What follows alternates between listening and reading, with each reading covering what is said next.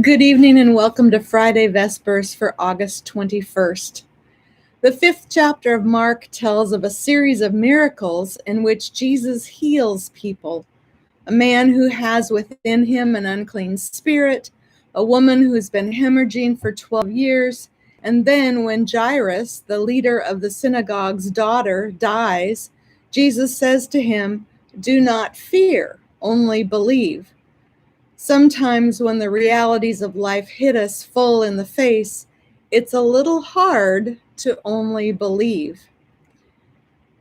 Now, faith is the assurance of things hoped for, the conviction of things not seen.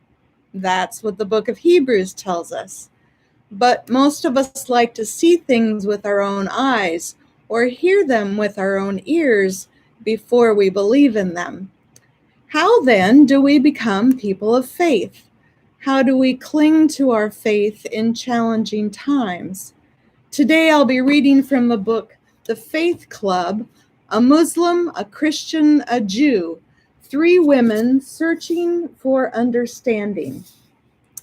The section that I'll be reading is written by Ranya Idliby, and I hope I'm saying her name right, and she's the Muslim member of the Faith Club. This is what she writes. I hang on to the very idea of God because the alternative feels so futile. Ultimately, everything seems to go back to my childhood question. All this for what? Could our lives just be random specks in a random universe? Could galaxy upon galaxy with billions of stars, some orbiting, others spiraling, be random? I understand science's Big Bang theory, but that still does nothing to explain what transpired long before the bang. I need to believe in a higher order that started that bang, not plain scientific randomness.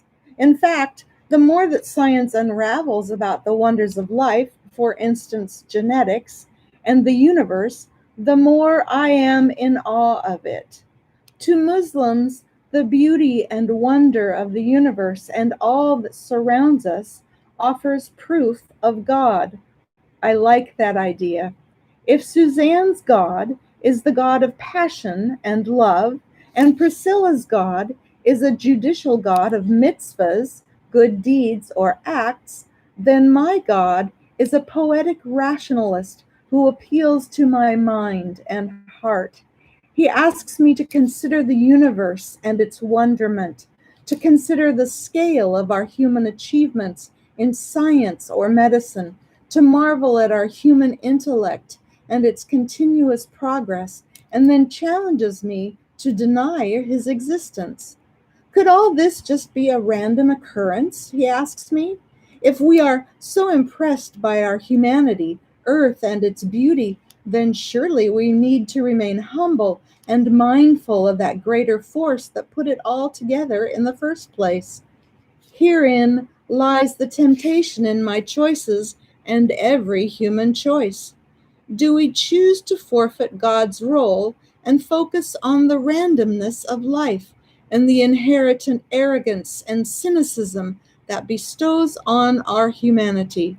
Or do we remain humble, mindful, and spiritual on this earthly journey, hopeful that though our individual lives represent an inequitable randomness of luck and good fortune, that in death we shall be compensated? As we pause to do our breathing today, let's breathe in and think of people in whom we trust.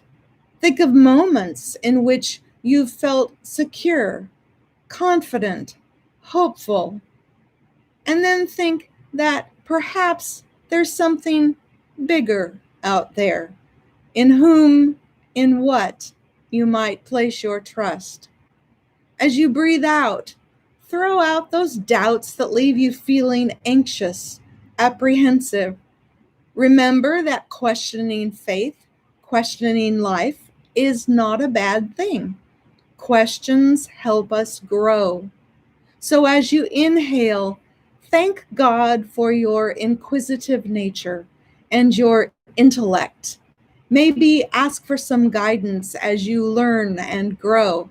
Ask that humor might be one of your gifts as you journey through your questioning, because God wouldn't have given you that questioning mind if you weren't supposed to use it. And having a laugh or two about it will certainly help you as you go. Have a beautiful weekend. Bye bye.